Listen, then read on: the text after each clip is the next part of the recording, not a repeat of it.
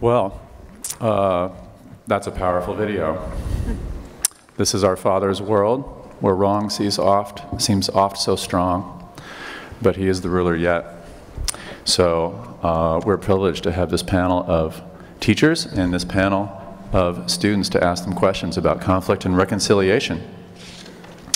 Let me introduce our panelists. Bruce Fisk, my colleague in religious studies, is professor of New Testament. He's led off-campus programs in Europe, the Middle East, Israel, and Palestine. Those have led to his most recent publication, Hitchhiker's Guide to the New Testament, which puts together just about every concern in your life into one search. And he'll be leading a Jerusalem semester, and I'm sure many, many other off-campus trips to the Middle East. Chris Heckley teaches philosophy at Westmont and directs the Gady Institute for the Liberal Arts. He has led off-campus programs in England and where else? Europe? Yes. Has a PhD in philosophy from Claremont Graduate School. Heather Keeney, Westmont alum, has spent the last 11 years living and teaching in Cairo at the American University in Cairo and at the CCCU's Middle East Studies program. She's led students through Turkey, Syria, and Israel-Palestine, and will be teaching in Westmont in Istanbul. So plenty more where that came from. John Lemond is Associate Pastor for Gospel Action at Montecito Covenant Church. His degree in, his PhD in history is from UCSB and teaches history part-time at Westmont, and he's been a co-leader in Mediterranean semester. So all of these faculty have had first-hand experience working in the very contexts that you saw portrayed on that video. And our interrogators, your fellow students, are Nick Anderson, Mandy DeVos, and Kristen Hempy. So to our first question. My first question is directed to Dr. Fisk and Dr. Keeney. During our travels in the Middle East, one of the things that impacted me the most was meeting with Arab Christians, both in Israel and Palestine, and also throughout Jordan and Egypt. It was moving to hear their stories of suffering in the midst of conflicts going on in the region. What is the role of the American church in supporting the church in the Middle East to promote peace?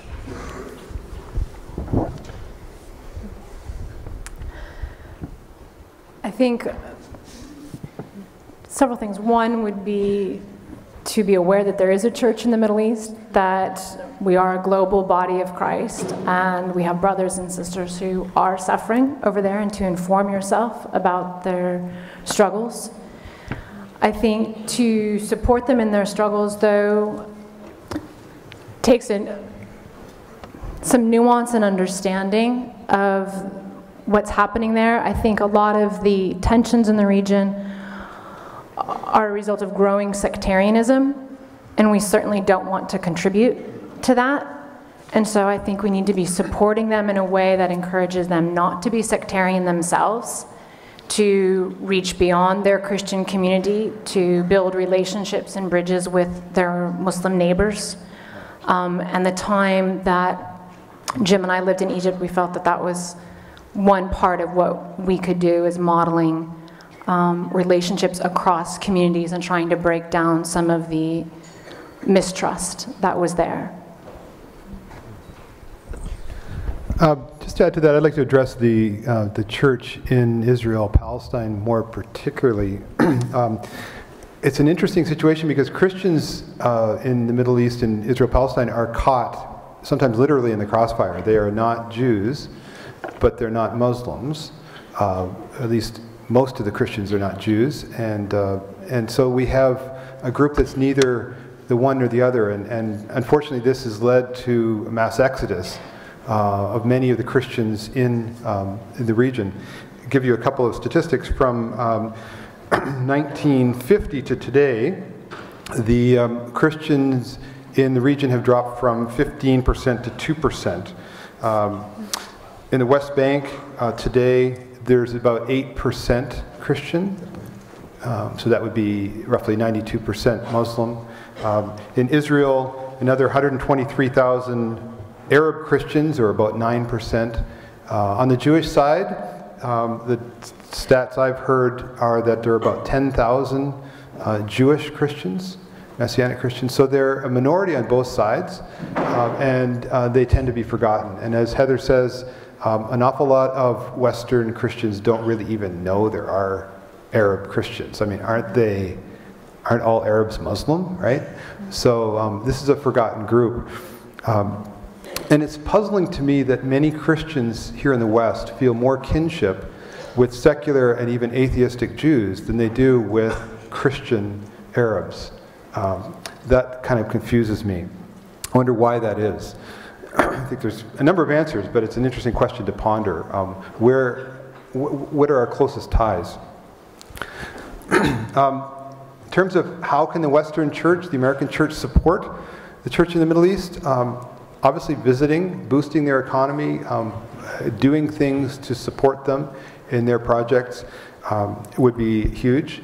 Whenever there's an uptick in conflict, Christians tend to stay away, and the results are that the Christian population suffers. I would encourage us to build fraternal ties between churches here and communities of Christians in the region. And I'm tempted as well to get a little bit political. Not that I ever do that. I mean, the United States gives $8 million in military aid every day to Israel. And that means that every American Christian taxpayer is investing in a military complex in the region, and we might want to ask some questions as Christians about our own country's policies and economic investments, and whether we're okay with that.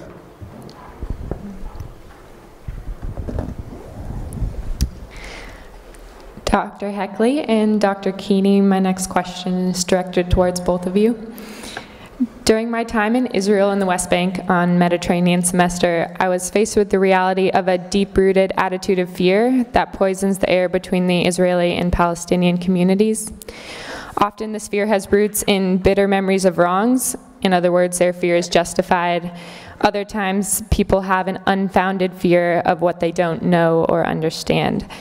In either case, fear can motivate distrust, hatred, and violence, thereby perpetuating the conflict.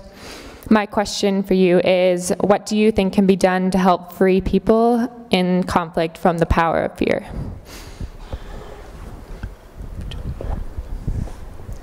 Heather, I think you're suggesting I take this first. I don't know if I have clear practical strategies. I suppose I would just start by reiterating the importance of the question. It does strike me that fear might be a principal cause, perhaps even the principal cause of monumental evil in the world. I suspect it's a deeper cause than greed, than egotism, perhaps really than anything. So your question, I think, goes right to the heart of an important root, maybe the most important root of conflict, and that is fear. I'm reminded of a Bruce Springsteen lyric, though I'm not remembering the name of the song. On the one hand, he tattooed the word love. On the other hand, he tattooed fear. And which hand would guide his life was never entirely clear. And I suspect that is something that's true of us all. It's certainly true of me.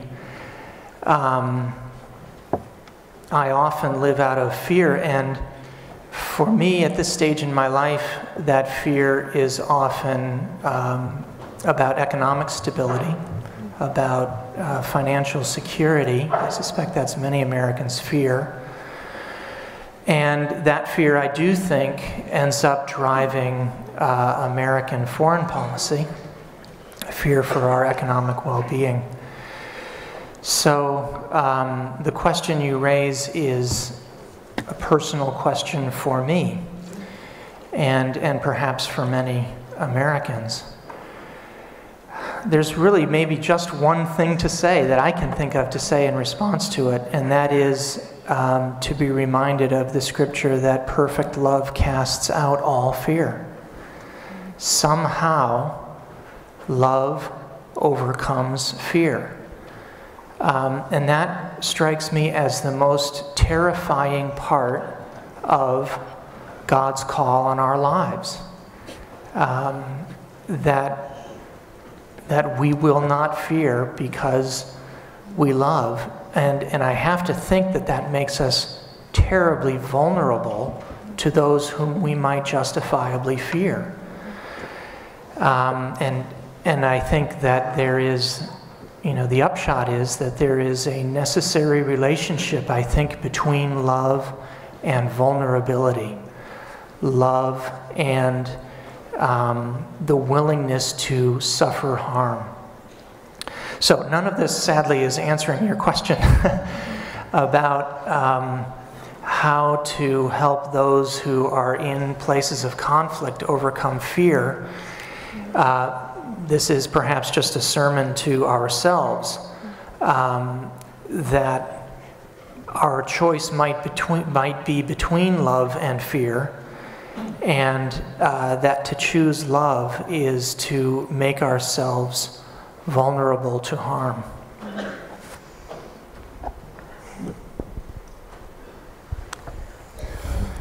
I think embedded in your question is probably part of my response, and the idea that often fear stems from ignorance, and therefore to fight ignorance in our own lives, to try and be informed, dare to know. But for those who are in conflict, I think, again, from my experience in Egypt, living with people doesn't necessarily convey understanding. And I think increasingly, and this may apply to other conflicts as well, or areas of tension in the world, that communities divide into camps. And again, there's less and less communication, less and less friendships, less and less avenues for understanding the other community. And then it kind of spirals, and the ignorance feeds off of itself and then generates more and more fear. And then I think conflict and violence becomes more and more likely. So I think, again, trying to combat that ignorance that leads to fear with knowledge of the other, by knowing people from different communities, encouraging people to literally be brave and get to know somebody that they might otherwise not. And I think in relation to the Israeli-Palestinian conflict, but also Egypt, where, as you say in your question, there's a long memory of wrongs. But even that, I think communities have memories of their own, the wrongs done against them, but not necessarily, and they have their own narrative that reinforces those memories, but not necessarily any knowledge of the narrative of the other community and the wrongs that have been done to them. So again, I think even in that context where things have happened in the past, trying to know and trying to understand something from the other side and to get to know another community. Again, Egyptian Muslims and Christians don't know each other very well. And I would argue probably Palestinians and Israelis, even though they live in close proximity, don't know each other. And I think that generates fear. My question is for Dr. Lement.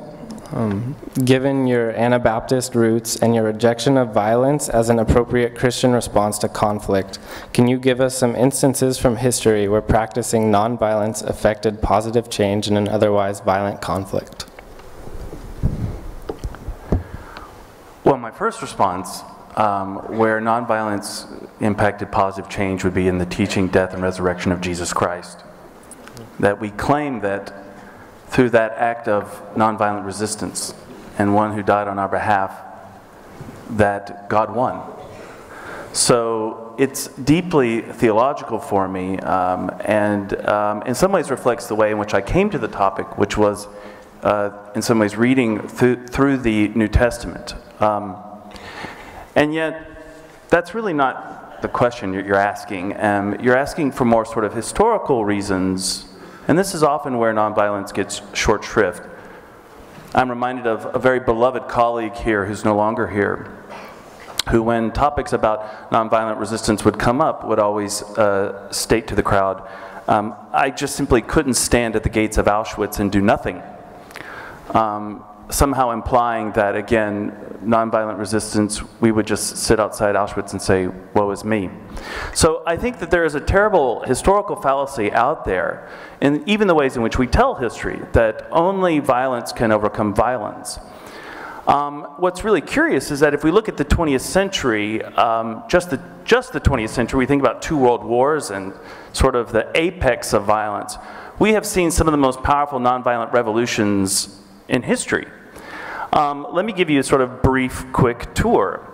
In 1905, Georgy Capone, an Orthodox priest, led 150,000 workers against the autocratic rule of the Tsar to bring about the first popularly elected parliament in Russia.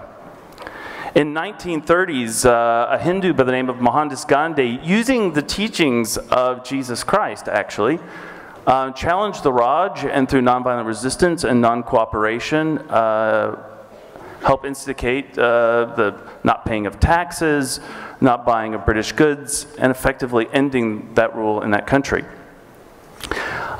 Danish citizens during World War II brought the Nazis to a standstill. The Nazis had occupied that country. The Danes, through nonviolent resistance, were able to stop curfews, stop blockades, and really bring that Nazi war machine to a halt in their own country through nonviolent resistance. Salvadoran students kicked out the dictator Martinez. Our own Martin Luther King Jr. through civil rights in this country. We have Ferdinand Marcos, who in 1986 basically stole the presidency of the Philippines, and through trained nonviolent resistance, he was forced out of that country. I think about things like the first Intifada, or Czech students who in Wenceslas Square were chanting, "We have no weapons, the world is watching," and communist regimes fell by the wayside. In fact, if the 20th century teaches us anything, nonviolent revolution is more powerful to end communist totalitarian regimes than any other power, actually, because we saw them end in East Germany, in Hungary, in Bulgaria. So it's a powerful force. In 1989 to 1990, so just take that year, 14 nations underwent nonviolent revolutions. All of them successful except China, and all of them maintained their nonviolence except Romania. The political scientist and historian Gene Sharp has documented 198 types of historically effective nonviolent resistance. So what's amazing to me is it's often the stories that we tell that are so powerful in shaping not just our visions of hatred, but our visions about the successfulness of violence. And I know that that can be a thorny question. How do we equate with success? I guess I would always want to ask that question of violence in and of itself. How successful has it been? How successful is it at actually creating reconciliation? I just had an interesting talk with a student, too, who was asking these questions about nationalism and violence and saying, you know, really it's, what are you willing to die for? And I said, I think your question is valid. I would disagree, though. It's not what you're willing to die for. It's what are you willing to kill for? What actually creates those paths of reconciliation? What allows the potential for reconciliation in the long run? It's not about loss of life. You're going to get loss of life in both. It's what creates those positive paths for reconciliation. And I think the 20th century has shown us an immense amount of examples in which it is a viable, realistic, and powerful choice for not only creating reconciliation, but ending some of the most brutal totalitarian regimes that this planet has ever seen.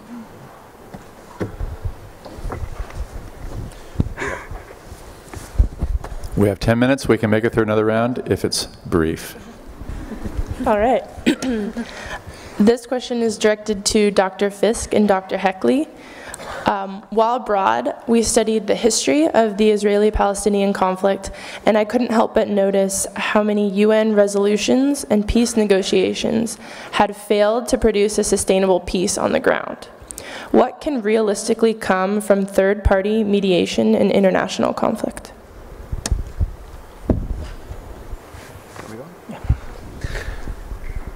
Great question. I think this is one of the big debates going on amongst the activists and the intellectuals in Israel today. Is a just, lasting peace going to come from within the society, from the rank and file, from the population, or is it going to be brought about through external factors, third-party mediation, international players? That's the big question, and there are intelligent thinkers and pundits who disagree on it. The peace movement within Israel has shrunk drastically since the Second Intifada. Suicide bombers have a way of kind of undermining popular support for nonviolence, and for the peace movement. Just last September, a year ago, Time magazine had a cover story, why Israel doesn't care about peace, documenting the kind of quest for the good life that marks many Israelis, and many of us, of course, as well, and why their ignorance of the other and their own personal interests and understandable self-interest has taken the sort of peace agenda off the table for many of them, which makes me think that really a third party is needed on both sides. I think there's plenty of excuses that Israelis and Palestinians trot out for why the other side is entirely to blame. I don't think either party, either group is really empowered adequately to take the kinds of steps that are good for them, and it sounds condescending, but I think an international presence is needed to sort of force the hand and to create a context for peace. So I do think mediation is important. I do think it's going to have to come from outside. Unfortunately, the U.S. In recent years has lost a lot of credibility, and it's not clear to me that they can, at least in the current climate, play the role of an impartial mediator. So it remains to be seen what parties are going to step up and play that role, and I hope they do. I have very little to add to what Bruce has said. He knows a lot more about this than I do. I will just note that there are different kinds of third parties. We might think naturally of nation states as potential third parties. What role can the United States play, for example, in mediating the Israel-Palestine conflict? And that's a very important dimension to consider. I would just invite us all to imagine the church as one of those third parties.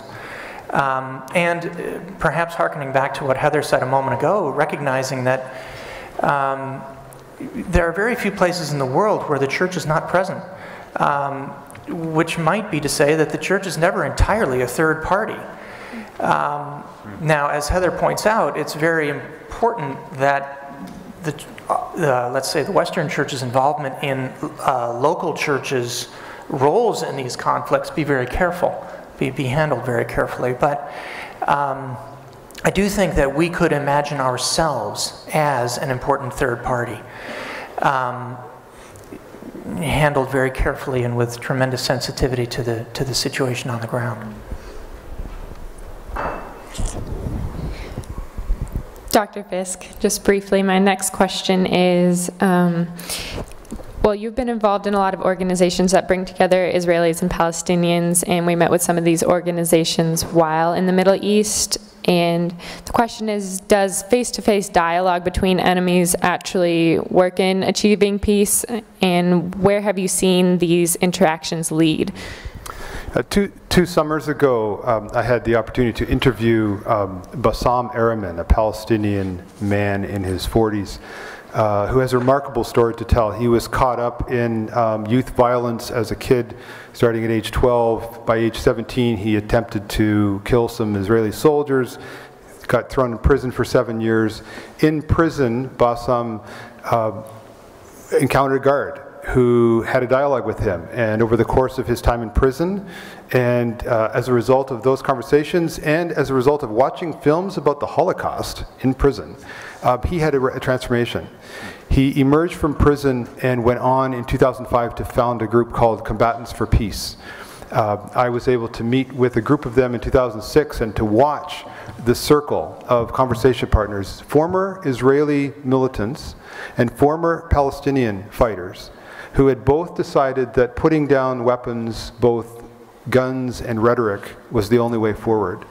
They had abandoned their quest to get even, and they had decided that conversation was important. And to watch them introduce new members into that circle, members who were hostile, who were angry, who did not like the other, who did not want to do anything but rant and tell their story. To watch them introduce those people into that circle of conversation was inspiring to me.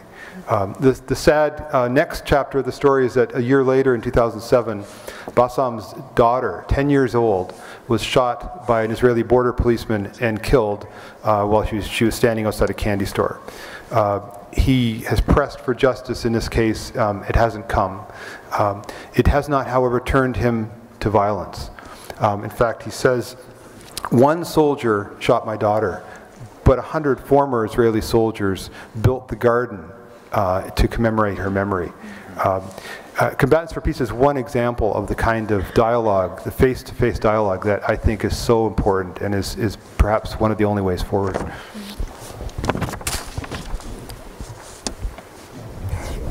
Our final question is addressed to Dr. Lemon and Dr. Keeney. Obviously, the three of us have found a passion and an interest in international conflict, which stems from the time that we spent abroad in the Middle East. For the broader student body and faculty who don't really share this interest, they might, can we learn from international conflict, and what should we do in Santa Barbara to become peacemakers?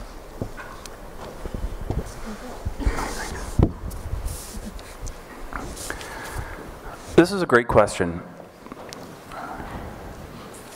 I have found that the only way forward is to to not just learn about international conflicts, but to learn about the practice of nonviolent communication. Take a course like Deborah Dunn's class in communication studies on nonviolent communication. Because I have found where I have to practice nonviolence is actually in my home. Not because I'm going to get violent on my children, though the thought has crossed my mind on more than one occasion.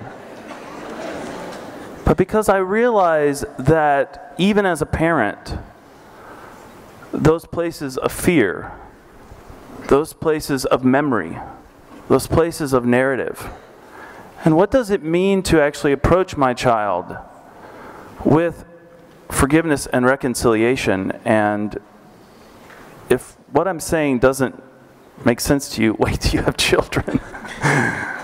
Because these can really be sometimes even the enemy in your own home. And to put those things in practice, I mean, yes, you can, I can give you some really more radical ways of doing this. You can go with my Catholic worker friends outside Vandenberg Air Force Base with signs, which is perfectly viable. I'm not down, you know, and they've worked really hard. You can do that now and not get arrested. Whereas before, just holding a sign that says, stop spending this much on missiles would get you arrested. Now you don't. But I think that to realize that there are personal ways, if I look at, as a pastor, as I look at my congregation and I look at our political landscape, I look at the violent rhetoric that is out there. I look at how people become entrenched. And more than ever, we need the church to step in to nonviolent communication. I think about at my church how we have a code of conduct. This is how we will behave toward one another. And to really put in place those practices, it's really hard. It's very humbling. I failed with my kids. I have failed with my parishioners. But slowly over time, I am learning those ways of being able to listen deeply, to love in ways that I didn't think was possible, and to realize that this way forward can only be when I stop looking outside at all these other people who, man, their lives could be so much better if they would just do what I believe, and when I start practicing what I believe in my own life. So that's what I would say. I think I don't have a lot to add to that excellent response. I think the two thoughts, as I said, this idea of conflict coming from ignorance and fear to start building our muscles. So not only in learning and practicing nonviolence or reconciliation and peace with our roommates or in our own community, and acknowledging that there is conflict in our community here, but also reaching out and getting to know people who are different from yourself, and again, building those muscles so that even though there might not be conflict, you're learning how to talk to people who are different.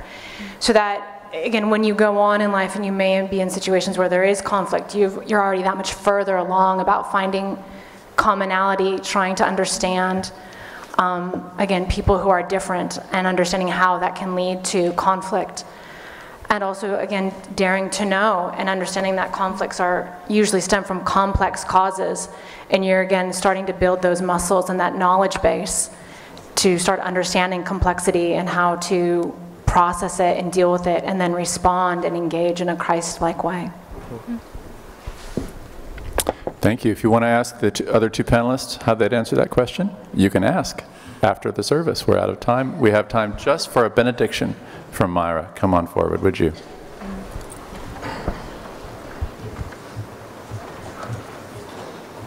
Hi, I'm Myra, and would you please stand for the benediction?